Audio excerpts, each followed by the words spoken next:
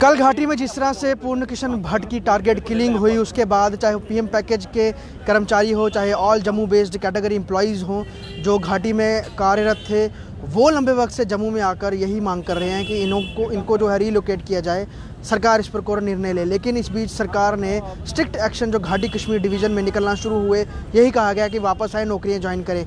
कल की target killing ने सरकार के तमाम दावों की पोल खोल दी एक बार दोबारा से, और ये लोग जो कह रहे थे कि अगर हम वापस जाएंगे फिर हम जो हैं टारगेट किलिंग का शिकार होंगे। और आज यहाँ पर ये जो कर्मचारी हैं all Jammu based reserve category employees यहाँ पर पूर्ण किशन भट्ट को जो है श्रद्धांजलि भी दे रहे हैं, और इसी जगह पर ये बड़े लंबे वक्त से सरकार से ये डिमांड कर रहे हैं कि जम्मू डिवीज़न में इन लोगों को ट्रांसफ़र किया जाए और साफ तौर पर मरने के लिए घाटी नहीं जाना है। अगर नौकरी करनी है तो यहाँ पर करवा लीजिए, वहाँ जाएंगे।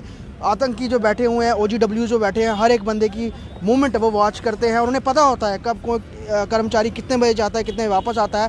अब तो वहाँ पर ऐसा होगा कि दफ्तरों के अंदर जाकर भी जो है किलिंग्स की जा रही हैं, कोई सेफ़ नहीं है। यही लोग ये पिछले लंबे वक्त से कह रहे हैं। आज यहाँ पर इन्होंने रजनी बाला की तस्वीर भी रखी हुई है। पूर्ण किशन भट्ट को भी श्रद्धांजलि तमाम ये कर्मचारी दे रहे हैं, और सफ़ेद कपड़े और बाजुओं में काली पट्टी इसीलिए बांधी है क्योंकि ये साइलेंट प्रोटेस्ट है सरकार के लिए, और एक लंबे वक्त से ये लोग जो है अपनी बात रख रहे हैं। लेकिन कोई भी प्रशासन जो है, खासतौर पर प्रशासनिक अधिकारी, इस पर कोई खास इन प्रतिक्रियाएं नहीं दे रहा है। हालांकि जब किलिंग्स होती हैं वहाँ पर उच्च अधिकारी पहुँच जाते हैं, जैसे आज पूर्ण किशन भट्ट के क्रिमेशन पर तमाम उच्च अधिकारी पहुँचे थे, उनको वहाँ पर विरोध का भी सामना करना पड़ा। बड़ा लंबा वक्त था। आप लोग ये टारगेट किलिंग जो ताज़ी हुई है, इससे एक बार आपके दावों की दोबारा से ही कहीं ना कहीं वो सच्चाई सामने आई कि कोई सेफ़ नहीं है, चाहे वो वहाँ पर स्थानीय हो जो कश्मीरी पंडित रह रहे हों या फिर कर्मचारी हों। अब लगता है कि सरकार को दोबारा कुछ सोचना पड़ेगा इसको लेकर जल्द। देखिए, सबसे पहले तो मैं ये कहूँगा कि जो हमारी डिमांड है, तो ये घटना कल हुई है, बड़ी दुखदाई चीज़ें हैं, ऐसी नहीं होना चाहिए। ऐसा बहुत सारे लोग हमें ये कहते हैं छोटी मोटी घटनाएं हैं, लेकिन जिसके घर में ऐसा होता है, अब आप उनसे पूछेंगे ये छोटी घटना है या क्या है। बिल्कुल ऐसी घटनाएं जो हैं, तो जो हमारी डिमांड है ट्रांसफ़र पॉलिसी की, या जो हमारे पीएम पैकेज के जो साथी हैं उनकी भी डिमांड है कि रिलोकेशन की जाए जब तक वहाँ की स्थिति में सुधार नहीं होता है, बिल्कुल जस्टिफाइड है। टारगेट किलिंग जो है वो जो पिछले साल 7 अक्टूबर को सुपिंदर कौर और दीपक चंद मेहरा से शुरुआत हुई थी, वो सिलसिला अभी तक थमा नहीं है, वो चल रहा है। जब तक ये सिलसिला नहीं थमता है, इन कर्मचारियों के अंदर विश्वास पैदा नहीं होगा। आज ज़रूर सबसे बड़ी बात है कि इनके अंदर से वो डर निकाला जाए। अब डर कैसे निकाला जाएगा? ऐसे ऑर्डर निकाल कर के आप बायोमेट्रिक अटेंडेंस कीजिए, ऐसे ऑर्डर निकाल कर के आपकी सैलरी बंद कर दी जाएगी, ऐसे ऑर्डर निकाल कर के अगर आप जल्द से जल्द ड्यूटी रिज्यूम नहीं करेंगे तो आपके खिलाफ एक्शन लिया जाएगा। ऐसे ऑर्डर्स निकाल के आप एक कर्मचारी को डरा सकते हो, उससे ड्यूटी रिज्यूम करवा सकते हो, लेकिन उसकी सिक्योरिटी की गारंटी जो है वो नहीं दी जा सकती। जैसे कल ये घटना हुई, सूचना हमें मिली, उसके बाद आप उसी वक्त जो था, आज सोशल मीडिया का समय है, आप देख सकते हो, उसी वक्त सोशल मीडिया पे ये थ्रेट लेटर जो इशू हो गया वहाँ से, जिसमें साफ तौर पर इस टारगेट किलिंग की रिस्पॉन्सिबिलिटी क्लेम की गई है कश्मीर फ्रीडम फाइटर नाम के। अब कौन है ये, सिक्योरिटी एजेंसी ज़्यादा बेहतर बता सकती हैं, लेकिन ये सर्कुलेट हो गया। और ये पहला लेटर नहीं है। जब भी कश्मीर में कोई टारगेट किलिंग होती है, माइनॉरिटी एम्प्लॉयज़ की हो या माइनॉरिटी जो सिविल वहाँ के उन पे हो, ऐसे लेटर्स निकलते हैं। एक तरफ से ये लेटर निकाले जाते हैं, दूसरी तरफ से हमारे ऊपर DDOs के ऑर्डर्स निकाले जाते हैं। तो मैं इतना इस प्रशासन से पूछना चाहता हूँ कि हम किसके ऑर्डर को फॉलो करेंगे? इस ऑर्डर को फॉलो करें या उस ऑर्डर को फॉलो करें जो आप निकाल रहे हैं? ज़रूर हम सरकारी कर्मचारी हैं, प्रशासन का हिस्सा हैं, हमें प्रशासन के ऑर्डर को फॉलो करना पड़ता है, लेकिन किसी कर्मचारी की सुरक्षा व्यवस्था, उसकी सुरक्षा की गारंटी देना भी प्रशासन का काम है। दूसरी बात, जिस मांग को लेकर हम यहाँ पर बैठे हैं, 138 दिन हो चुके हैं, मुझे नहीं लगता ये इतनी बड़ी कोई समस्या थी या इतना बड़ा कोई मसला था जिस पे इतना लंबे समय लिया जा सकता है। एक कमेटी भी बनाई, उस कमेटी का हमें अभी तक पता नहीं चला उसने रिपोर्ट दी है नहीं दी है, ये प्रशासन के एंड से आप पता कीजिए। लेकिन हमारे एंड से यही है कि हमारे ऊपर इस वक्त बहुत सारे कर्मचारी ऐसे हैं जिनकी पिछले 4 महीनों से सैलरीज बंद है। दीपावली का पर्व आ रहा है, लेकिन आपको ये नहीं लगता कि आप यहाँ पे बैठे हैं, आप भी कश्मीरी में कार्यरत थे, पीएम पैकेज वाले भी हैं, तो अगर जॉइंटली आप लोग एक साथ आएंगे तो सरकार पे ज़्यादा प्रेशर? देखिए, इसमें एक बात मैं आपको बता देता हूँ, चाहे हम बिल्कुल हमारे चाहे कश्मीरी पंडित PM पैकेज एम्प्लॉइज़ है या हम लोग हैं, जो हमारी बेसिक डिमांड्स हैं और जो हमारा जो बेसिक जो हमारा जो रिक्रूटमेंट पॉलिसी है या जो हमारे सर्विस रूल्स हैं, हम डिफरेंट हैं। देखिए टारगेटेड किलिंग्स जो हैं जब ये शुरू हुई थी उससे पहले से भी हमारी एक मांग थी, लेकिन जैसे टारगेटेड किलिंग का दौर शुरू हुआ था, अब हमारी ये जो मांग है ना, ये सिर्फ एक कागज़ों में नहीं रह गई है, ये मांग पूरी करना सरकार की इस वक्त मजबूरी बन गई है। कश्मीरी पंडित जो हमारे भाई थे उनके ऊपर भी अटैक हो रहे हैं, जो हमारे यहाँ पर रिजर्व कैटेगरी एम्प्लॉइज़ है इनको भी थ्रेट है और इनके ऊपर जब अटैक हुआ, आप देख सकते हैं रजनी बाला की तस्वीर यहाँ पर लगी हुई है। बिल्कुल ज़रूर मैं ये मानता हूँ, चाहे PM पैकेज एम्प्लॉइज़ हों चाहे रिजर्व कैटेगरी एम्प्लॉइज़ हों, दोनों टारगेट पे हैं इस वक्त, चूँकि हमारी जो बेसिक डिमांड जो वो डिफरेंट है। हमारी डिमांड है कि जितने भी कर्मचारी इनके लिए एक ट्रांसफ़र पॉलिसी बनाई जाए, जबकि जो PM पैकेज है वो डिमांड करते हैं रीलोकेशन की।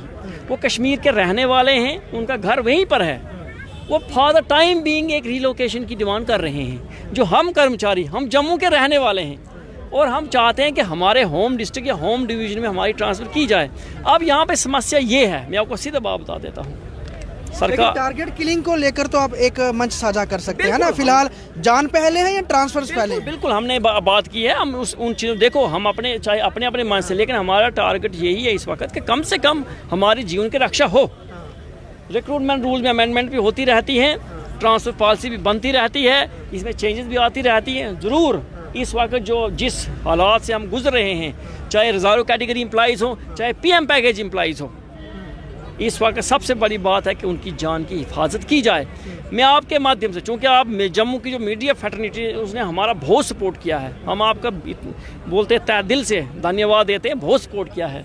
हमारी सबसे बड़ी मांग इस वक्त ये है कि अगर आप ज़ोर ज़बरदस्ती करेंगे इन कर्मचारियों के साथ, मान लो कोई कर्मचारी, देखिए आप सैलरी बंद कर देते हैं तो बहुत सारे हमारे कर्मचारी ऐसे जिनके पास सैलरी के अलावा अपने परिवार को का पेट भरने पालने के लिए उनके पास कुछ नहीं है, कोई दूसरा एसेट है नहीं। अगर वो कर्मचारी उसको ज़ोर ज़बरदस्ती आप मजबूर करते हो वहाँ पर जाके वो नौकरी को रिज्यूम करे और उसके बाद उसके साथ कुछ हो जाता है, तो उसकी जिम्मेवारी लेने के लिए किसी न किसी को तैयार रहना पड़ेगा। दूसरी बात, मैं उन लोगों को भी कहता हूँ, ये आज आप देख रहे हैं हमने ये सफ़ेद कपड़े या काली पट्टी बांधी है, विरोध भी कर रहे हैं हम, लेकिन एक शांति का संदेश भी दे रहे हैं यहाँ से।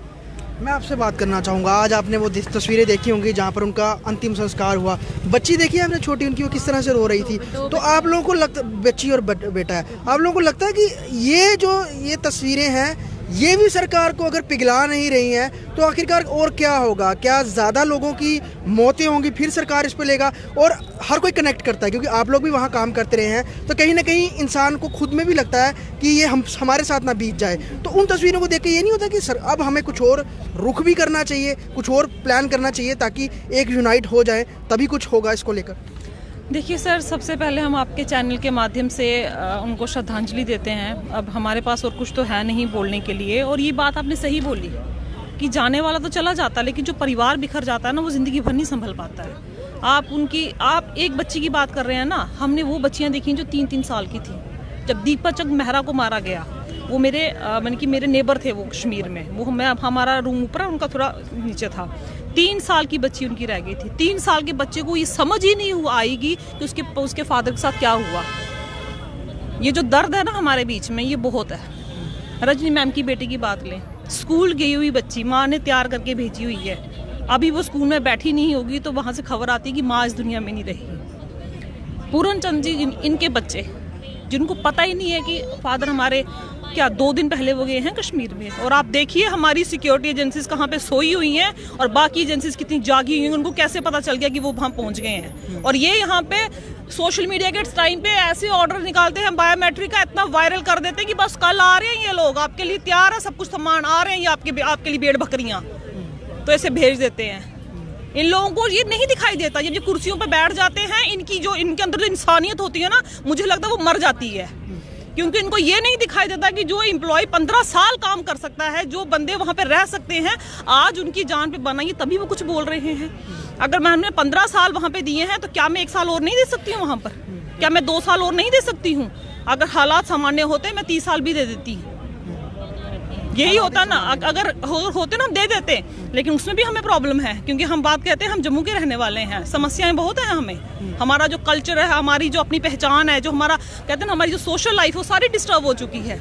लेकिन अगर आपकी जिद ही इतनी आ गई है तो हम दे देते, लेकिन आप पहले आप वहाँ की सुरक्षा व्यवस्था तो सामान्य कीजिए, वो आपसे होती नहीं है। बीजेपी प्रदेश अध्यक्ष भी आपके पास लोगों से मिलने के लिए आए थे, क्या कुछ होता है ऐसे लोगों से, मतलब मिलने के लिए आएंगे, आश्वासन देके जाएंगे, लेकिन होता क्या है? सर देखिए, हम तो यही बोलेंगे कि अगर आप इतने बड़े अध्यक्ष हैं, आप कोई वर्ड्स देके गए हैं तो आपको उसका पालन करना चाहिए। दीपावली आ रही है, आने वाला वक्त बता देगा कि वो अपने वादे के कितने पक्के हैं। वक्त सब कुछ बता देता है, वक्त में ही हमें छोड़ा हुआ है, और वक्त हमें बताएगा कि कौन क्या है, किसका क्या चरित्र है, क्या नहीं है। हम कुछ नहीं उससे पहले बोलेंगे, हम यही कर सकते हैं कि जो वचन आप देके गए हैं आप उसका पालन कीजिए, और हम भी इस पर विश्वास रखते हैं कि आप करेंगे। लेकिन बात वही आती है, वक्त सब कुछ बता देगा।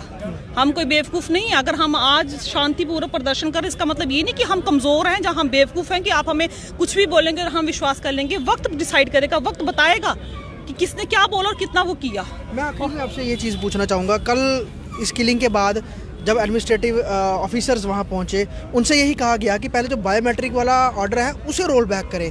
अगर सरकार उस निर्णय में पहले आती है तो वो वेलकम स्टेप होगा। बिल्कुल ज़रूर, मुझे लगता है कि इस वक्त डिविजनल एडमिनिस्ट्रेशन जो वहाँ को उनको ज़ोर ज़बरदस्ती नहीं करना चाहिए। ये हमारी भी मांग है कि कम से कम आप बायोमेट्रिक अटेंडेंस तब शुरू कीजिए जिस वक्त आप वहाँ सेफ्टी और सिक्योरिटी को इंश्योर कर सकते हैं। अगर आप बायोमेट्रिक ऑर्डर निकालते हैं उसका वेलकम करते हैं हम, लेकिन साथ साथ उसके साथ एक ऐसी चीज़ भी लिखिए कि हम जितने भी एम्प्लॉइज़ बायोमेट्रिक अटेंडेंस करने के लिए कश्मीर आएंगे उनकी सेफ्टी और सिक्योरिटी को हम इंश्योर करते हैं, वो क्लास ऐड कर दीजिए, एम्प्लॉय जाएंगे। ऐसी बात हो नहीं सकती है। बायोमेट्रिक अटेंडेंस जो है वो उसी समय संभव है जिस वक्त वहाँ सिक्योरिटी और सेफ्टी जो है इंश्योर की जाएगी।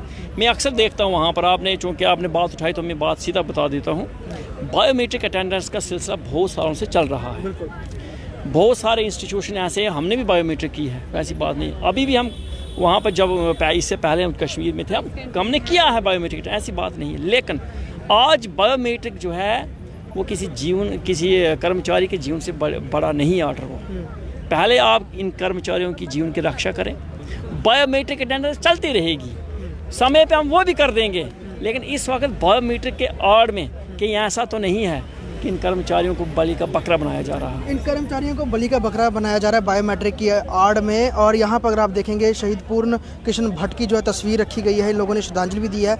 अपनी ओर से सफ़ेद कपड़े पहनकर ये लोग आज उनको अपनी संवेदना दे रहे हैं और श्रद्धांजलि दे रहे हैं। लेकिन इस बीच सरकार जो है वो कुछ निर्णय नहीं ले पा रही है। हालांकि चाहे आज उनका अंतिम संस्कार हो, वहाँ प्रशासनिक अधिकारियों को लोगों को काफ़ी गुस्से का शिकार होना पड़ा हो, या फिर घाटी में कल जिस तरह से प्रदर्शन हुए, या फिर जम्मू में हुए, अभी जिस तरह से किलिंग दोबारा हुई है, तो वो एकदम से दोबारा लोगों का जो आक्रोश है वो सरकार के प्रति बढ़ गया है। और इस बीच चाहे all Jammu based reserve category employees हों, चाहे पीएम पैकेज के एम्प्लॉइज़ हों, वो यही कह रहे हैं आप हमारे को जम्मू डिवीज़न में ट्रांसफ़र करें, हम नौकरियाँ कर लेंगे। लेकिन इनकी कुछ डिमांड्स अलग हैं। लेकिन काफ़ी हद तक ये भी लोग कह सकें हम 15-15 साल से घाटी में हैं, हमें जम्मू भेजा जाए क्योंकि हम अब और वहाँ पर काम नहीं कर सकते। इस बीच श्रद्धांजलि देके अपनी नम आंखों से उनको याद करते हुए जम्मू से ख्वाहिश पटियाला की रिपोर्ट।